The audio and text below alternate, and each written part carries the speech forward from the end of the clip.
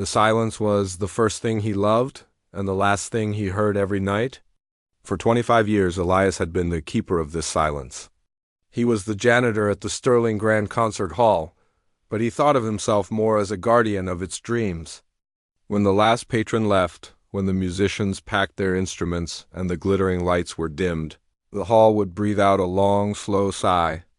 That was when Elias's world truly began. His work was a slow, quiet dance. He didn't just push a broom.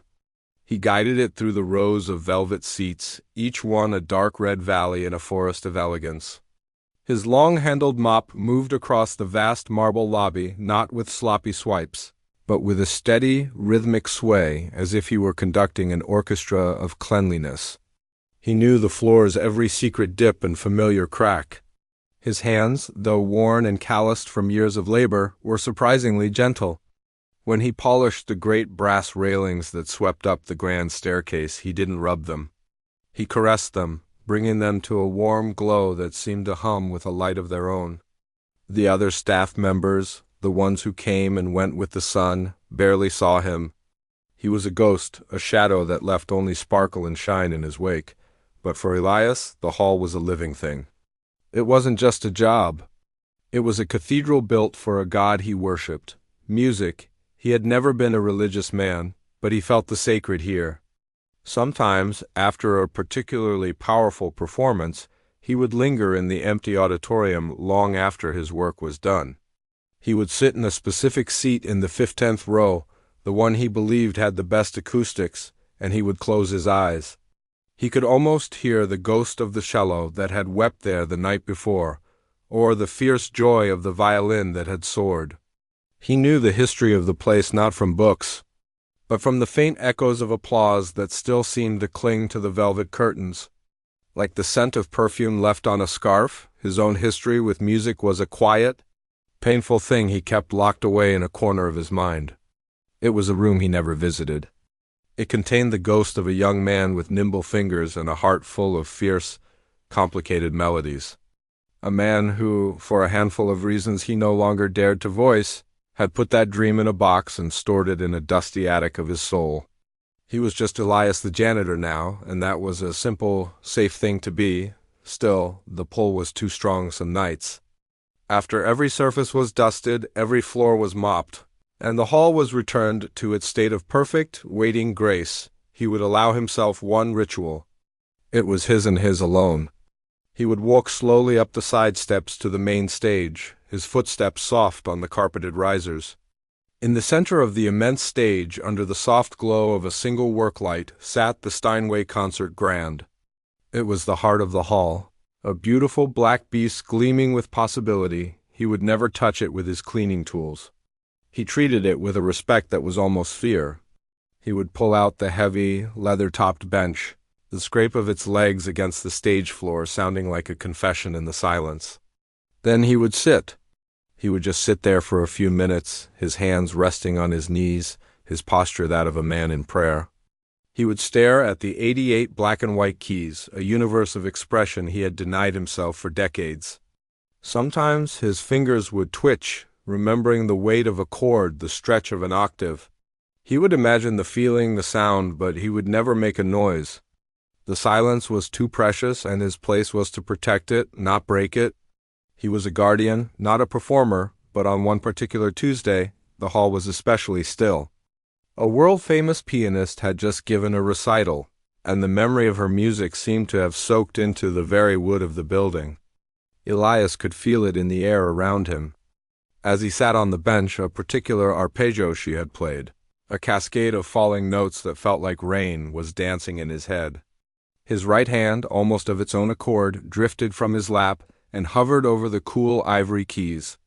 He watched it as if it belonged to someone else. He told himself to stop, to get up, to finish his night and go home. But for a single, foolish moment, the memory was stronger than his fear. His thumb, feeling the memory of emotion, gently, hesitantly, pressed a single key, a single, clear a flat note bloomed in the darkness. It was not loud. But in the profound quiet of the hall, it was a scream. The sound was pure, with a lovely, singing quality that seemed to hang in the air forever. Elias snatched his hand back as if he had been burned. Panic, cold and sharp, shot through him. He had broken the rule. He had disturbed the sacred silence. He looked around wildly, half expecting the walls to crumble. For a long minute, he sat frozen, listening to the note fade into nothingness. He felt a deep and immediate regret. He had ruined the peace, stained the perfection. With a heavy heart, he stood and pushed the bench back into place, his little ritual now tainted. He was ashamed that he didn't know that the note had traveled. It had floated up past the empty seats, drifted through the heavy velvet curtains at the back of the stage, and found its way up a narrow stairwell to a small, brightly lit office. In that office, a man with sharp features and a perfectly tailored suit stood hunched over a large score. This was Maestro Valerius, the hall's new, celebrated conductor. He was a man who believed music was not an art but a weapon of precision. He was obsessively reviewing a piece for his debut concert in 2 nights, a performance that had to be flawless. The lone note that found its way to his ear was not a melody. It was a mistake. It was an impurity. It was an insect in his perfect, sterile laboratory of sound. His head snapped up, his face a mask of disbelief that quickly hardened into fury. Who would dare? Who would dare pollute his hall, his stage, with such a careless, unplanned sound? He saw it not as a human moment, but as a personal insult, a sign of deep disrespect for the art form that he owned. His eyes narrowed, and his mind, a razor-sharp instrument of its own, immediately began to cut away at the problem. He would find whoever was responsible, and he would make an example of them. In his world, there was no room for imperfection. He didn't sleep that night. Not a single minute. The note, the one foolish, beautiful a flat, replayed itself over and over in his mind. But now, in the quiet of his small, tidy apartment, it didn't sound like it did in the hall. It wasn't pure or singing anymore. It was loud, clumsy, and full of stupid, foolish pride. He had broken the one rule he held most sacred. He had dirtied the clean silence he had spent 25 years protecting. The shame was a heavy weight in his stomach. Making the coffee he brewed in the morning taste like acid, going to work was an act of pure dread. The sun was just beginning to rise, painting the sky in soft pinks and oranges, but Elias felt only a cold gray fear. Every step he took towards the grand building felt heavier than the last. The familiar sight of its marble columns and gleaming glass doors, something that usually gave him a quiet sense of belonging, now felt like the gates to a courtroom. He was no longer a guardian walking into his cathedral. He was a sinner coming to be judged. He kept his head down as he entered, his worn-out sneakers silent on the floor, hoping he could just disappear into the shadows and get to his closet, to the simple, honest work of a broom and a mop. But fate was waiting for him. His supervisor, a younger man named Mr. Davies, who usually just nodded at him in the mornings, met him just inside the lobby. Mr. Davies wouldn't meet his eyes. He looked at the floor, at the ceiling, anywhere but at Elias. He held out a single, cream-colored envelope. "The director wants to see you," he mumbled, his voice tight. "In his office." "Right away." The envelope was formal, expensive-looking, with the Sterling Grand's crest embossed in the corner. It felt like a death warrant. Elias took it with a trembling hand. His heart, which had been thumping nervously, now felt like it was trying to beat its way out of his chest. He had never once been summoned to the director's office in all his years.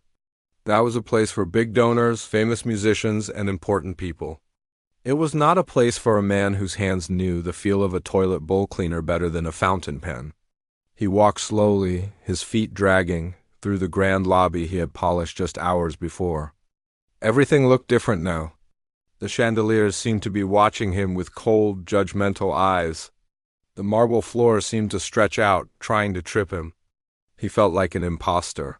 A spot of dirt on a perfectly clean floor. The director's office was on the top floor, a world away from the basement corridors where Elias felt at home. The door was made of dark, heavy wood. He knocked softly, his knuckles barely making a sound. A deep voice from inside called, "Come in." He pushed the door open and stepped into a room that was both beautiful and intimidating. A huge mahogany desk sat in the center of the room, and behind it, floor-to-ceiling windows offered a breathtaking view of the city skyline. Books lined the walls, and thick, plush carpets swallowed the sound of his footsteps. The director, a thin man with a tired face, sat behind the desk. And standing beside the window, looking out at the city with his back to the room, was a man Elias recognized immediately from the newspapers. It was Maestro Valeris. The maestro didn't turn around. He spoke first, his voice filled with a theatrical rumble that didn't seem to fit the small room. "I trust you know why you are here," he said, not as a question, but as a statement. Elias looked at the director, who gave him a small, helpless shrug. Elias's throat was dry. He could only manage a quiet, scratchy "sir." Now the maestro turned. He was even more intimidating face to face. His eyes were sharp and piercing, and he held himself with the rigid posture of a soldier. "Don't sir me. You don't get to show respect after what you've done. Last night, while I was preparing to create art for the people of this city, a janitor, decided to add your own noise. You thoughtless, clumsy little man." Elias felt his face flush with heat. The shame was burning him from the inside out. "It was an accident, sir," he whispered. "I didn't mean...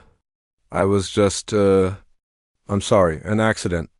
Valeris boomed, taking a step closer. He began to pace like a caged animal. "An accident is tripping on a curb. An accident is spilling coffee. What you did was a violation. You defiled a sacred space. This hall, this stage, is a temple.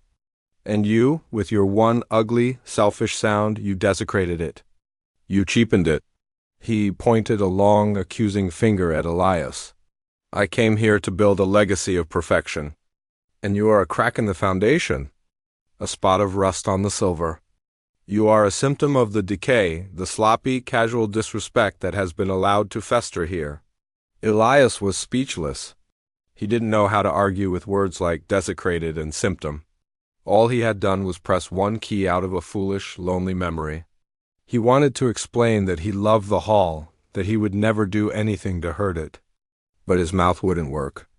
The words were caught in his throat, tangled in his shame. The director finally spoke up, his voice weak. "Maestro, perhaps we are being a bit harsh. Elias has been with us for a very long time. He's a good worker." Valerius rounded on him. "A good worker? A good worker knows his place. A good worker respects the institution that feeds him." This man showed only disrespect. He believes that because he sweeps the floors, he is part of the music. He is not. He is the man who sweeps the floors. There is a difference, and he forgot it. He turned his gaze back to Elias, his eyes narrowing. "I will not have it. I will not work in a place where the sanctity of my art is threatened by the whims of the cleaning staff. He must go. Expulsion. I want him fired and banned from this property immediately. Make an example of him." The word expulsion hit Elias like a physical blow, banned from the only place that felt like home. He felt dizzy, the room spinning around him. He saw his life flash before his eyes, 25 years of quiet routine, of finding beauty in the shadows, all erased by one fleeting moment of weakness. The director held up his hands. "Maestro, please. We can't just... The legal issues, the paperwork... It's very complicated. Then make it simple." Valeris snapped. "Put him on probation. A final, absolute warning. 1 week. Tell him that if he even looks at a piano wrong, he will be dragged out of here by security. Let him live with that fear. Let it be a reminder that his place is in the dark, not in the light." The director looked at Elias, a flicker of pity in his eyes, but it was quickly extinguished by the need to please his new star. "Yes," the director said, his voice firm. "Yes, that is a reasonable solution. Elias, you are being placed on 1 week's probation. Any further incidents, and you will be terminated and banned from the premises for life. Do you understand?" Elias could only nod, his head feeling impossibly heavy. He was being dismissed. The audience was over. He turned and walked out of the grand office, not daring to look back. The walk down the stairs and back to his small basement room was the longest of his life. The hall, his cathedral, his sanctuary, now felt like a prison. Every corner held the memory of the maestro's angry words. He had never felt so small, so worthless in his entire life. He closed the door to his small supply closet, leaned against the wood, and slid to the floor, his face in his hands. The 1-week probation felt less like a second chance and more like a death row countdown. The week that followed was a slow, grinding kind of torture. Every night, Elias moved through the hall like a ghost, but not the peaceful, happy kind he used to be. He was a haunted ghost, weighed down by the shame of the maestro's words. The silence he had once cherished now felt heavy and watchful. Every creak of the old wood, every drip of a faucet made him jump. He was on probation, and the threat of expulsion hung over him like a dark cloud, ready to burst. He worked with his head down, trying to make himself smaller, invisible. He avoided the stage entirely, as if it were a dangerous animal that might bite. His old ritual of sitting at the piano was now a forbidden memory, a beautiful dream that had turned into a nightmare. His love for the hall was still there, buried deep under a pile of fear. But it was a love that now hurt. His week of probation was set to end on the most important night of the hall's calendar, the annual fundraising gala. It was a night when the city's wealthiest and most powerful people would come to see and be seen.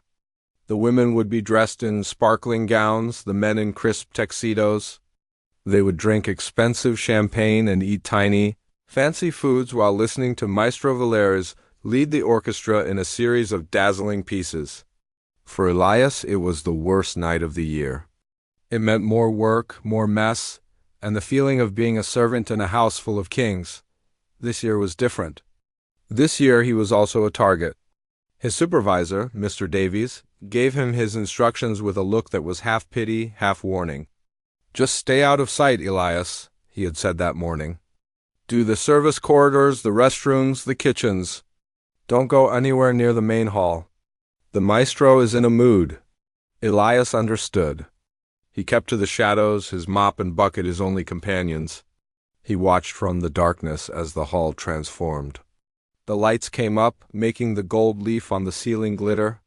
The air filled with the smell of expensive perfume and the low murmur of 100 important conversations. He felt a pang of sadness. This was his home, but on this night he was an intruder. He was the janitor, the help, and his presence was not wanted. As the guests were being seated for the concert, Elias was cleaning a spill in a back hallway near the main entrance to the auditorium. The heavy velvet curtain was slightly parted, and through the gap he could see the stage washed in a soft blue light. The orchestra was in their places, tuning their instruments.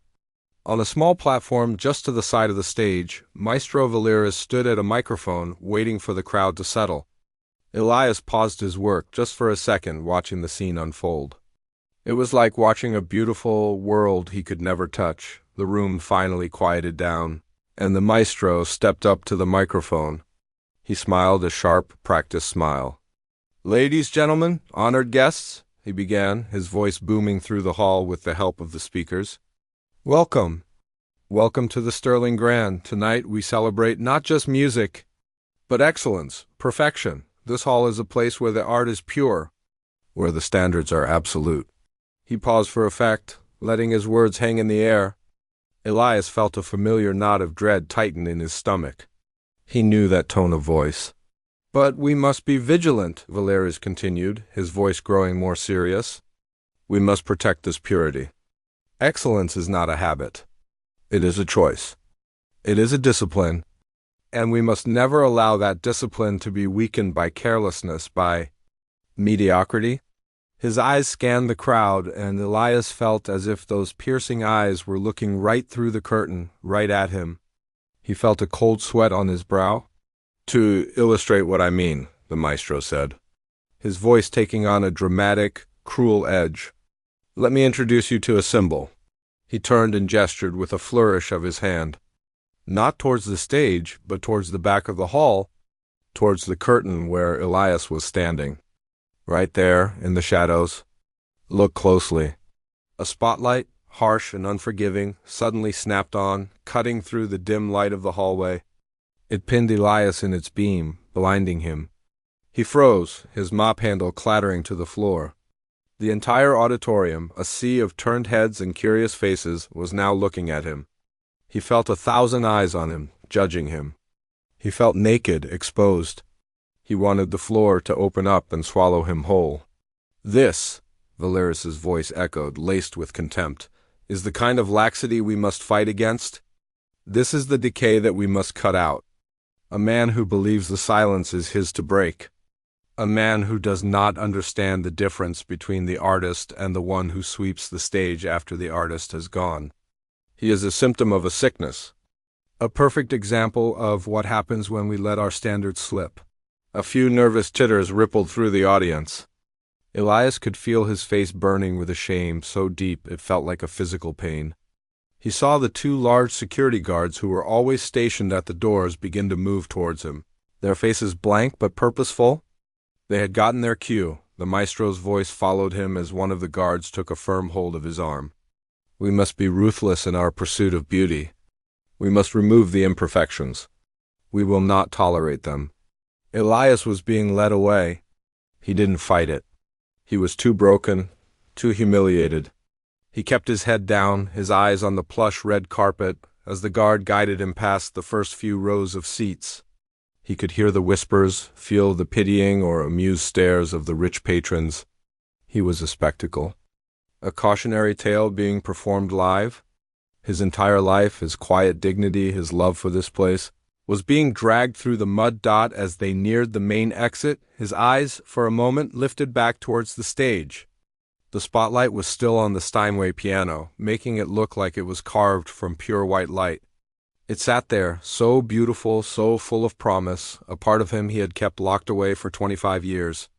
He saw the maestro turn his back on him, ready to begin his perfect concert.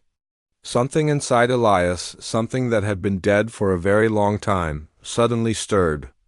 It wasn't a big feeling at first. It was just a tiny, flickering spark.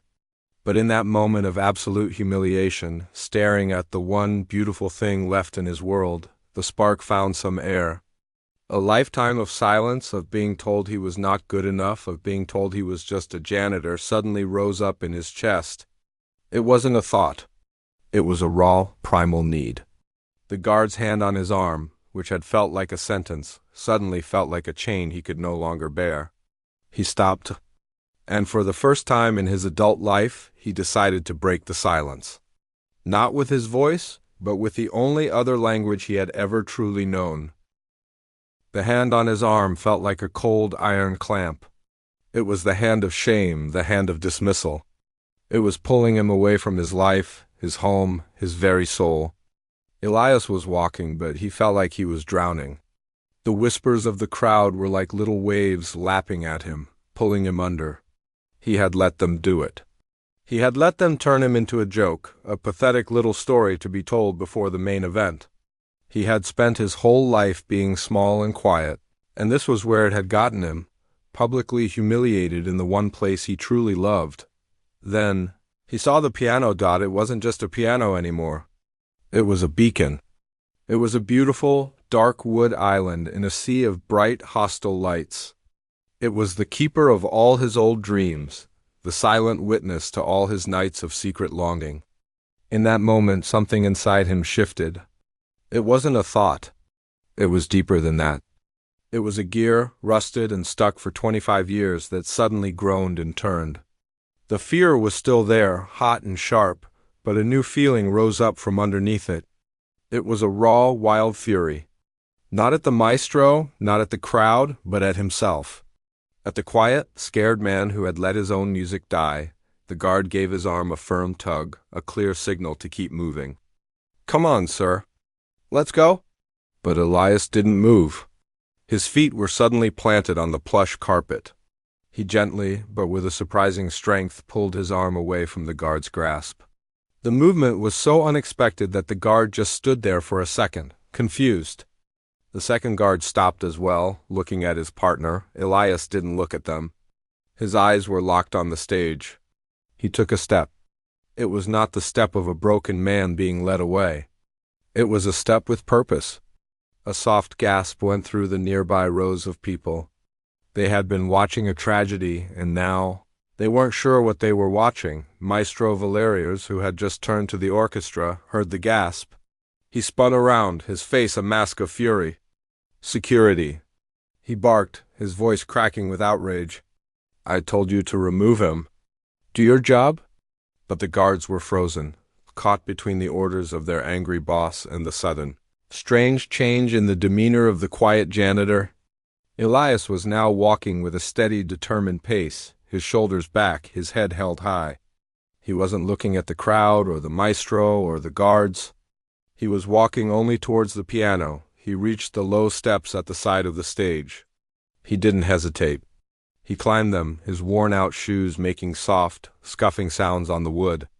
He crossed the vast, empty stage, a single man under 1,000 eyes. The spotlight followed him, illuminating his simple, worn jacket, his tired face, his calloused hands. He walked not like a trespasser, but like a man returning to his own home after a long, terrible journey. He reached the piano bench. He didn't slam it down. He pulled it out slowly, carefully, with the same reverence he had always shown it. He sat down.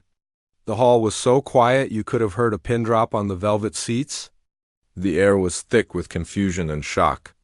The orchestra members stared, their instruments held limply in their hands. The crowd held its collective breath. Valerius stood on his podium, his face turning a deep shade of red, his mouth opening and closing like a fish out of water. He looked foolish, powerless. Elias placed his hands on the keys. They didn't look like a pianist's hands.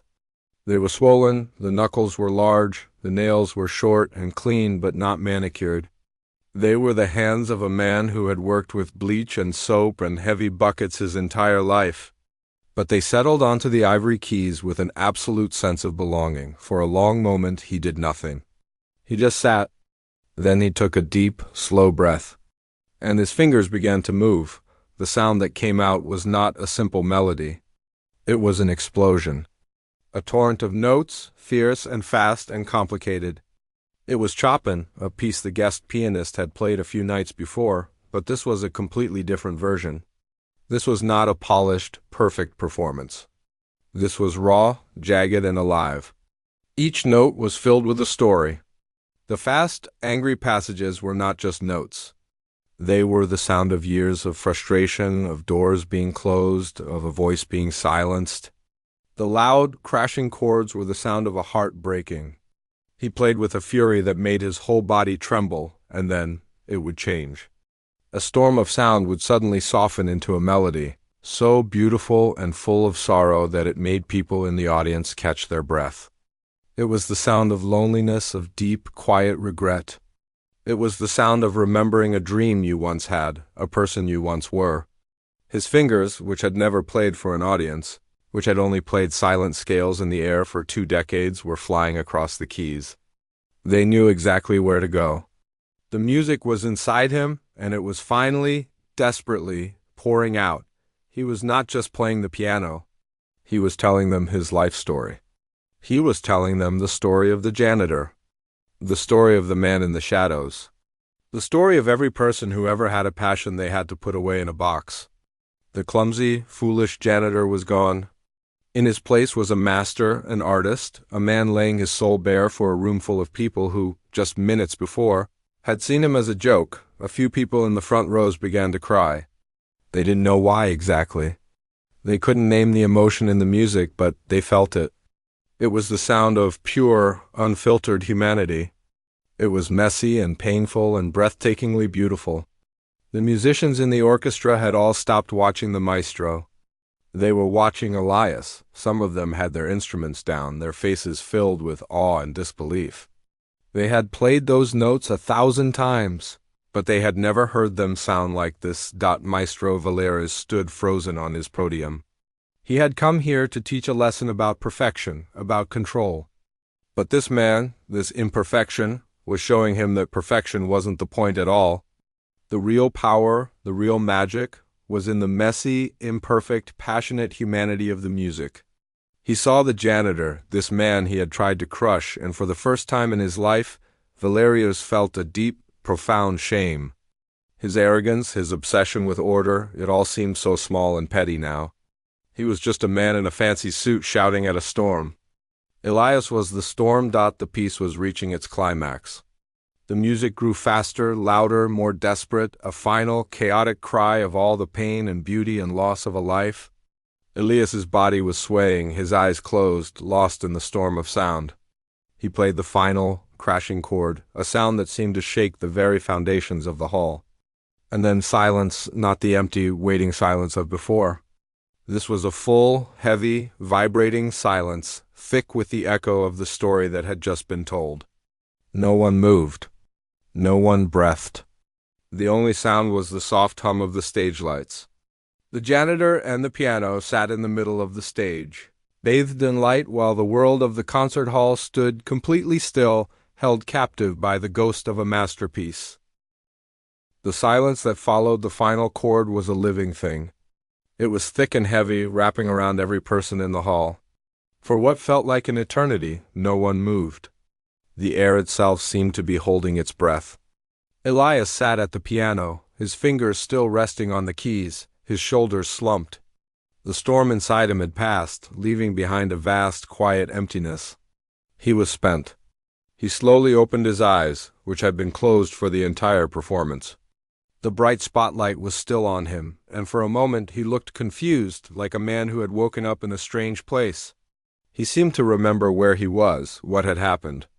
A wave of fresh shame washed over him. He had made a scene. He had disgraced himself. He slowly, stiffly started to rise from the bench, ready to disappear into the shadows and face his punishment. Then, a sound broke the heavy silence. It was the sound of two hands clapping.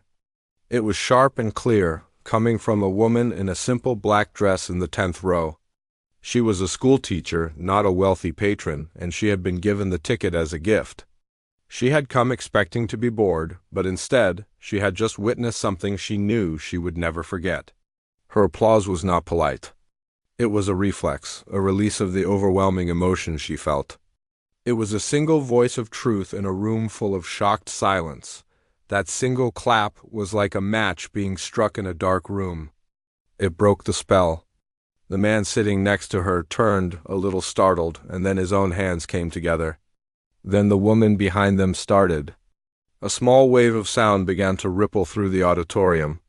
It grew and spread, faster and faster, until it was no longer a ripple but a roar. A single person stood up, then another and another. Within seconds, the entire hall was on its feet. The sound was no longer just applause. It was a physical force, a tidal wave of appreciation and awe that crashed over the stage. People were not just clapping. They were shouting bravo. Some were crying openly, their faces wet with tears. They hadn't come to see a janitor. They had come to a fancy concert, but they had just received a gift far more precious. They had seen a soul laid bare. Elias stood frozen in the middle of this storm, his face a picture of complete bewilderment. He looked out at the standing, cheering crowd, and he didn't see rich patrons or critics. He just saw a sea of faces, all turned towards him, all filled with an emotion he couldn't quite name. He had only ever experienced this kind of sound from a distance, from the shadows. To be its source was overwhelming and a little terrifying. He didn't know what to do. He gave a small, awkward, almost pained bow, his body stiff with confusion. From his podium, Maestro Valerius watched the scene unfold. His face was a canvas of conflicting emotions. There was shock, certainly. There was the sting of his own humiliation, as the crowd was cheering for the very man he had tried to throw out. But under it all, a new feeling was growing. It was a profound, humbling awe. He looked at Elias, this unassuming man in a worn jacket, and he finally understood. His own quest for technical perfection, for flawless, sterile beauty, was a pale, lifeless thing compared to the raw, imperfect, and utterly human music that had just filled his hall. Elias hadn't just played the piano. He had shown Valerius what music was truly for. It wasn't for showing off. It was for healing, for speaking the truth, for connecting one lonely heart to another, The applause showed no sign of stopping. It was a relentless, thundering roar that demanded more. Elias looked lost. He turned to step away from the piano, wanting nothing more than to escape. But then he saw Maestro Valerius moving. The maestro stepped down from his podium, his face no longer angry, but full of a new, deep respect. He walked across the stage. He didn't stomp or strut, but walked with a purposeful, sincere gait. The orchestra went quiet for a moment, watching him, wondering what he would do.